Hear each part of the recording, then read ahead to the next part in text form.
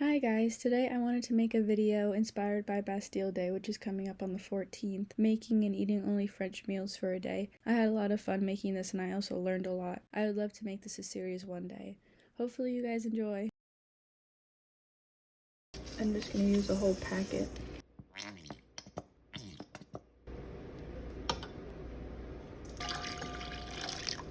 Just going to leave this for 10-15 minutes, make sure the yeast is active. So our yeast is definitely active, that's good.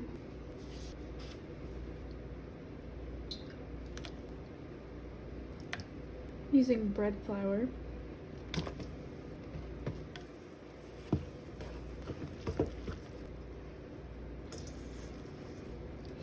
This looks like it needs a little more flour.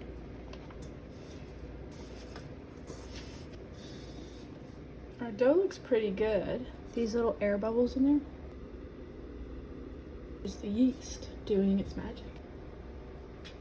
So this recipe makes 2 baguettes, and I am going to coat the dough in flour first so we don't have any sticking. Do I know what I'm doing? No, not really. I feel like I can just shape it into a log and let it rise again, and I feel like that will be good.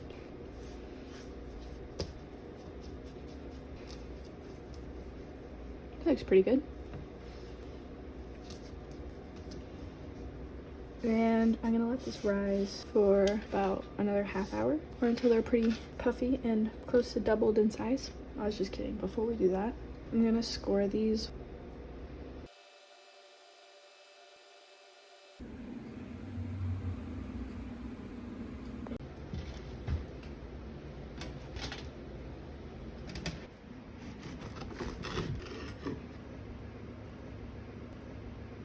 Now for the croissant dough. Here I'm using all-purpose flour instead of bread flour. Sugar, 1 packet of dry yeast, some salt, half a cup of water, and half a cup of milk. I'm using half and half because I don't have milk. We're improvising. Somewhat softened kind of butter. And I'm just going to use my hands to knead this until it forms a dough. Maybe I should use a spoon first. Yeah, that's what I'm gonna do. Now I'm gonna use my hands. That looks like a pretty good dough ball. Time to beat the butter. I realized that I don't have parchment paper, which is a great time to not have parchment paper. So I'm gonna use this bag instead. Now, the fun part.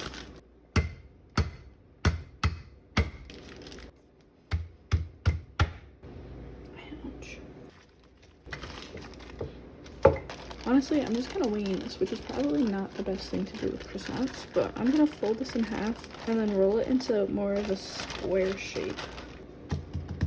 Now that our croissant dough has puffed up, look at that. I'm going to roughly shape this into a rectangle and then put it in the fridge. If I was following a recipe, this would probably be a lot easier because then I would know what size to make it. But why would I do that when I could wing it? We're going for about double the size that we made the butter, so we're really striving for innovation here today. So what I'm actually gonna do is open this plastic bag, cut it in half like that as kind of a makeshift plastic wrap, you know? That actually went a lot smoother than I was expecting. Got a little misshapen. That's okay. We'll just fix it.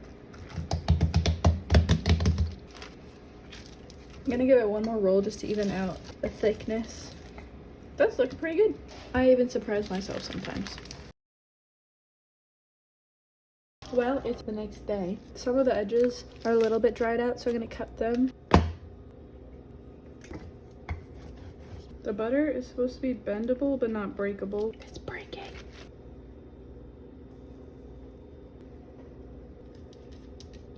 We're supposed to smash the butter down. Okay, we're trying our best. I can see that the butter is not everywhere. We're just gonna ignore that. 20 minutes in the freezer. Some more folds. And then back in the freezer. This is our last set, which is exciting because I don't want to do this anymore. I'm gonna put this in the freezer for another 20-ish minutes, and then we're gonna roll them out. I have 2 baking sheets lined with parchment paper.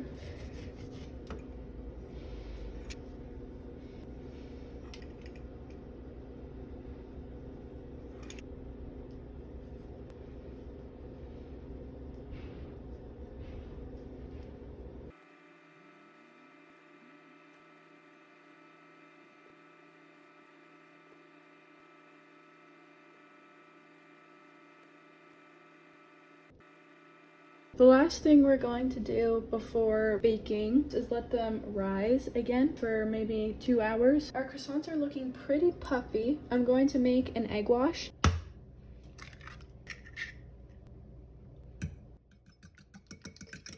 Different recipes say to do different things with the egg wash. I've seen to only do it on the tops and not on these side areas. So that's what I'm gonna do.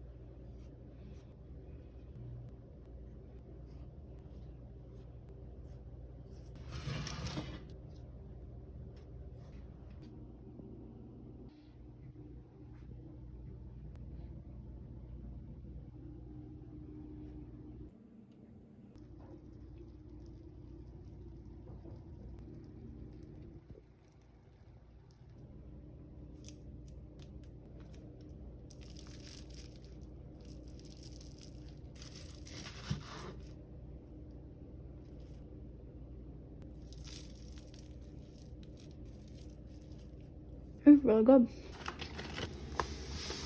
This side goes down because then the juice squeezes out. And if you think about it, kind of folding it inside out, which of course you're gonna get more juice from.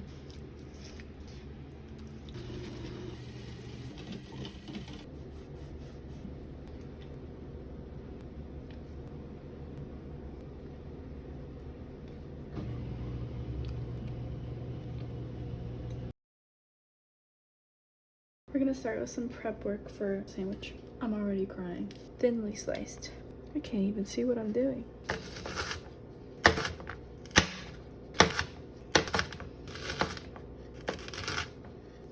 This recipe I found on America's Test Kitchen. My dad and I made the sandwich once together. It was really good. 1 clove of garlic minced. The reason I made this sandwich in the first place is because one day I was all fired up about how tuna should always be paired with mayo, and people who try to make tuna sandwiches without mayo are just simply wrong. And my dad was like, "You want to bet?" And I was like, "Yeah." And then we made the sandwich, and I now have one exception to my rule. A little bit of red wine vinegar. I'm gonna mix this and let it sit. I'm gonna put this on a paper towel so that it dries a little bit.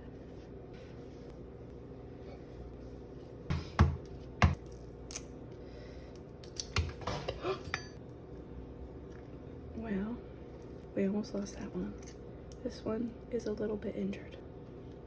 A lot injured, but it's okay because we're gonna cut it anyway. We're gonna use half of this egg and I'm just gonna eat the other half.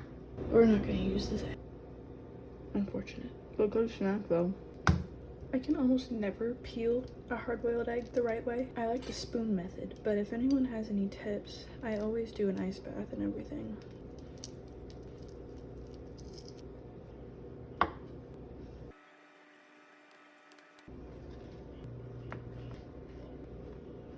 We're gonna toast this until it's just lightly toasted. Just a little crispy, not actually any color or anything. I love olives. They're so good. First of all, have a snack. Kalamata olives, a good amount of parsley, a couple tablespoons of capers. I also love capers. And a couple anchovies. My cat is about to be all over me. I've never tried an anchovy by itself. I'm gonna taste one. Kind of scared, guys, I'm not gonna lie. Wow, they're very salty. Ooh, I didn't really like that very much.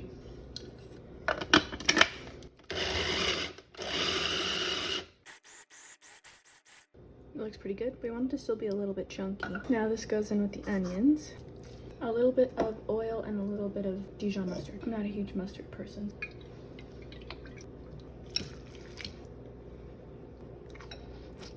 It's good. Maybe a little bit of salt. draining some tuna and saving this for my cat. He loves tuna water. We're gonna think smart and we're gonna put cling wrap down.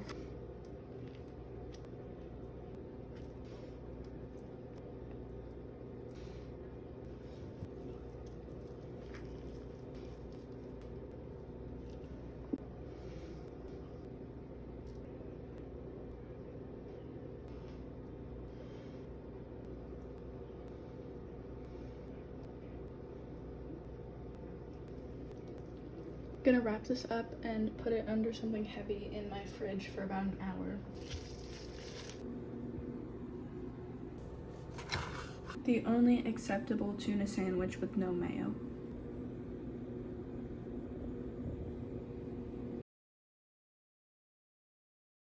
Always take your cheeses out an hour before you're gonna eat them.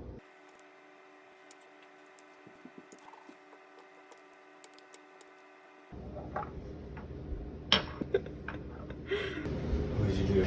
Make a mess? Yeah. Is this one just gonna be silent? Now it is, yeah. Or that might make a surprise appearance inside the video. You'll just have to watch and find out. Oh no.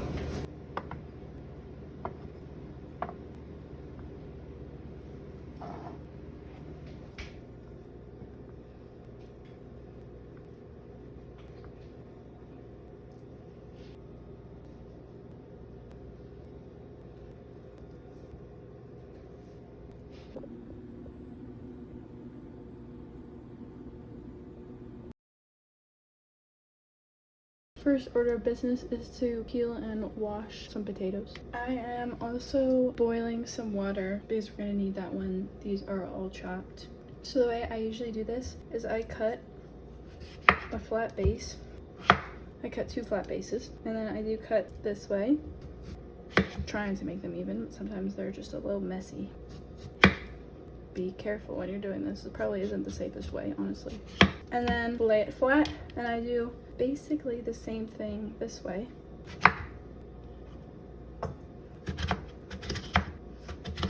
I'm just gonna cut these into smaller pieces.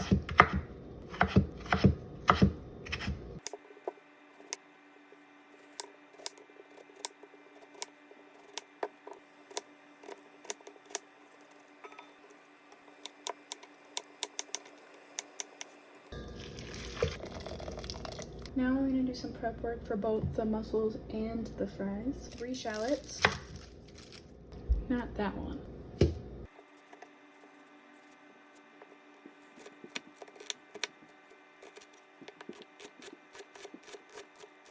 Crying already.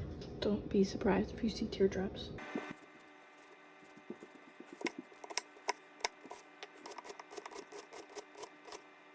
Can't see anything.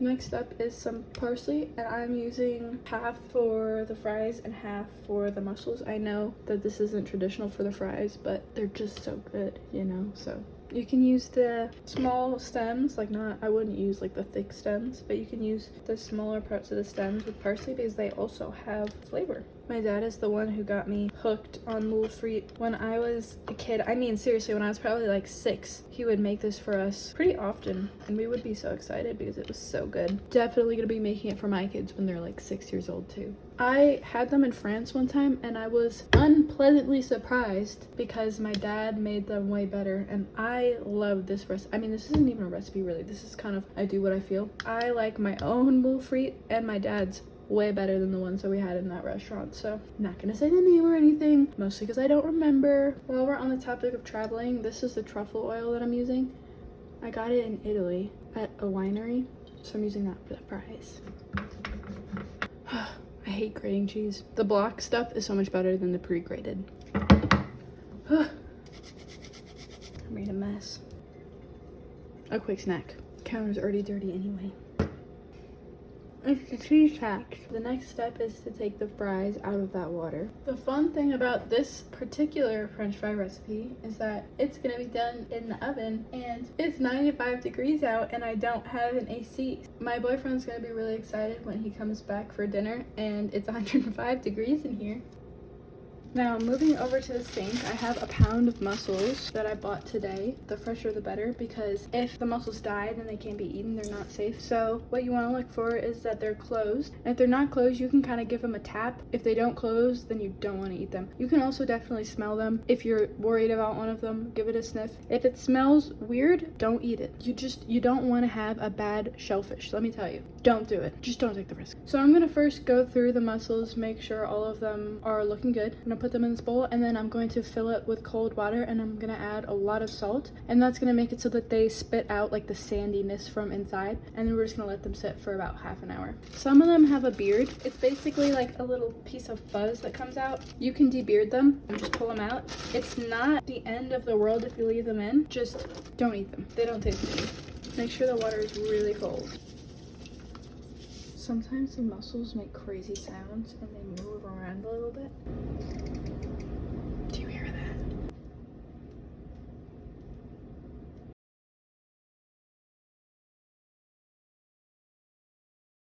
So our fries have oxidized a little bit. It's okay. I like a lot of salt.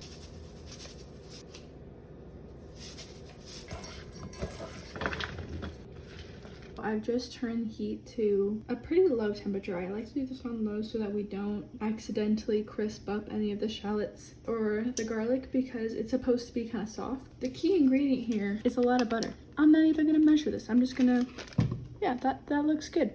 If you're asking yourself, could I do less butter? The answer is no. I'm also gonna chop up a lemon into some wedges because I forgot to do that before. One fun trick I like to do with lemons, rather than cutting this way, I cut the opposite way so that you get a pretty design in the wedge. I'll show you the difference actually. See how you can see the different segments in there? It's not the same when you cut it with the grain. Now, if you did it this way, there's nothing wrong with it, but let me just show you. Still pretty, but I love this little piece. Next thing I'm gonna do is add the white wine. I'm using about 2/3 of a cup. And I'm gonna let that come to a simmer. Okay, this isn't traditional, but I like to add just a little bit of chicken broth. Just a little bit. And I like to use chicken bouillon and just even less than the amount that it says. So I'm adding a cup of water. I love this stuff.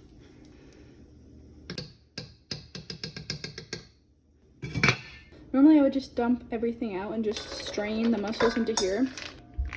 I want to show you all the dirt that they released. Usually it's on the bottom. Do you see all of that grime in there? That would have been inside your mussels. You would be eating that. I don't know about you, but I don't like eating sand.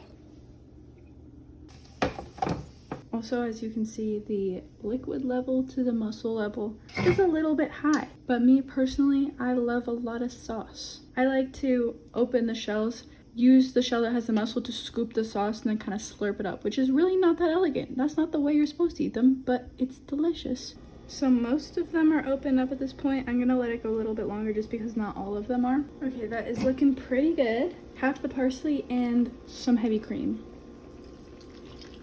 And as always, taste for salt. Ouch. Be careful when you taste for salt. I just got too excited.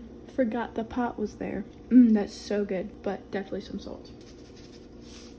And I try to mix it pretty carefully because the mussels fall out of the shell sometimes, which is fine. It doesn't really matter, but you know, for appearance, it's kind of fun to take them out of the shells too. I don't know if you can hear my cat in there, but he really wants some mussels. Cover this up. I've already turned the heat off and just let it sit so it doesn't get cold while we wait for the fries, which are only going to be in there for a couple more minutes. Kind of sounds like they're from Dante's Inferno, if you know what I'm saying, because their souls are eternally suffering. I don't know if you can hear that sound, but it sounds like lamenting. Anyway, I'm gonna put those in a bowl and we're gonna dress them up. I'm gonna add some of this truffle oil. It's pretty strong, so I'm not gonna add that much. Oh, it smells so good already. I'm so excited to eat this. I don't even want to take the pictures for the thumbnail and whatever. I just want to eat it. But I'm going to. And the Parmesan. That's really good. Now that's delicious. I think these bowls are just so cute. My mom got them for me for Christmas one year. When you serve your mussels, make sure you don't forget a bowl for the shells. It's basically a soup at this point.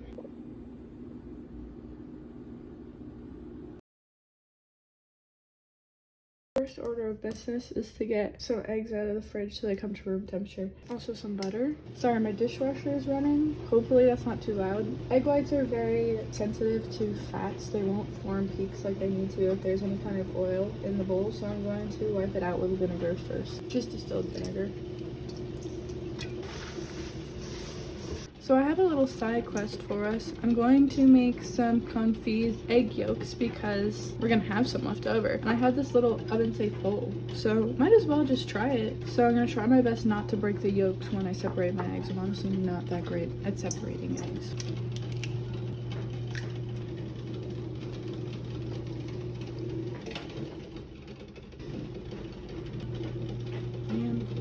Okay, we're gonna have 2 confit egg yolks. Also a pan full of water. This is gonna go into the oven just like that for about half an hour.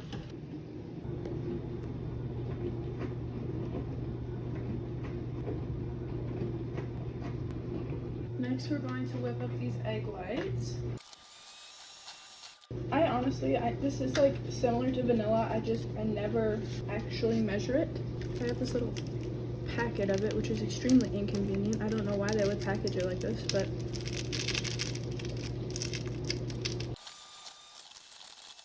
now that the egg whites are starting to get some shine to them and also a little bit of stiffness, I'm gonna add the sugar in. Not really stiff peaks yet. That looks pretty stiff to me. By the way, I'm not using any dyes. Usually macaroons are dyed to be different colors, but I'm not going to do that because I don't want to do that. So we don't want any of that.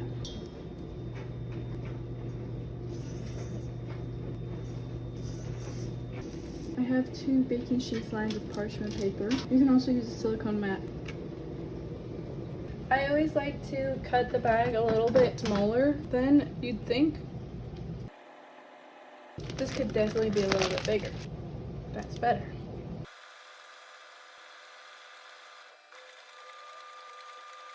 That might be it, guys. Okay, now these just need to sit for about half an hour before they go in the oven. Half a stick of butter. I always use salted butter no matter what. No matter whether the recipe says unsalted, I don't care. Unsalted butter should simply just not be a thing. Hot take, I don't like unsalted butter and I'm never gonna use it. That really didn't do much, did it?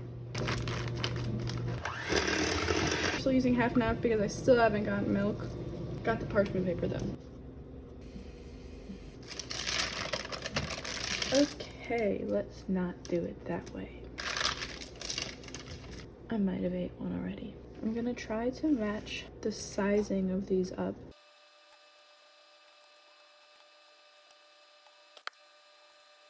What the heck?